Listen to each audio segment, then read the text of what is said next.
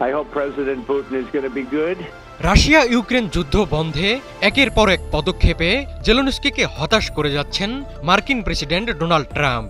এখন পর্যন্ত ট্রাম্প যেভাবে অগ্রসর হচ্ছেন তাতে তাকে নিরপেক্ষ মধ্যস্থতাকারী হিসেবে মানতে কষ্টই হবে ইউক্রেনীয়দের।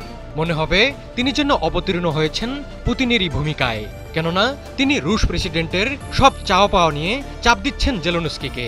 বিপরীতে জেলেনস্কিকে যে ইউক্রেনের নিরাপত্তা নিশ্চয়তার কথা বলেছেন তা নিয়েও তৈরি হয়েছে অনিশ্চয়তা। ট্রাম্প পরিষ্কার জানিয়ে দিয়েছেন ইউক্রেনে কোনো সেনা পাঠাবে না যুক্তরাষ্ট্র। ওয়ালটন এখন দেশের সীমানা পেরিয়ে পৌঁছে গিয়েছে 50টিরও বেশি দেশে। ওয়ালটন, ঘরে ঘরে বিশ্বজুড়ে। মঙ্গলবার মার্কিন সংবাদ মাধ্যম ফক্স নিউজকে সরাসরি সাক্ষাৎকার দিয়েছেন ট্রাম্প। সাক্ষাৎকারে ট্রাম্পের কাছে জানতে চাওয়া হয় ইউক্রেনকে দেওয়া নিরাপত্তা নিশ্চয়তা কেমন হতে পারে।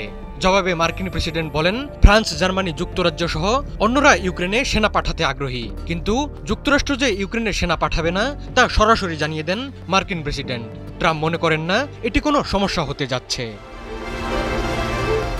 3.5 বছর ধরে চলা রাশিয়া ইউক্রেন যুদ্ধ বন্ধে চেষ্টা করে যাচ্ছেন যুক্তরাষ্ট্রের প্রেসিডেন্ট ডোনাল্ড ট্রাম্প। এর অংশ হিসেবে গত শুক্রবার আলাস্কায় রুশ প্রেসিডেন্ট ভ্লাদিমির পুতিনের সঙ্গে ঐতিহাসিক বৈঠক করেন তিনি। একাধিক মার্কিন সংবাদ মাধ্যম জানায় যুদ্ধ বন্ধের বিনিময়ে ইউক্রেনের দনবাস অঞ্চল পেতে চান পুতিন। ট্রাম্প জানান ইউক্রেনকে ক্রিমিয়ার দাবি ছাড়তে হবে, পাশাপাশি হওয়া যাবে না নেটোর সদস্য। পুতিনের সঙ্গে বৈঠকের পর সোমবার ইউক্রেনের প্রেসিডেন্ট ভলোদিমির জেলেনস্কি ও ইউরোপের গুরুত্বপূর্ণ কয়েকজন নেতার সঙ্গে বৈঠক করেন ট্রাম্প। বৈঠকে ইউক্রেনকে দেওয়া হয় নিরাপত্তার নিশ্চয়তা।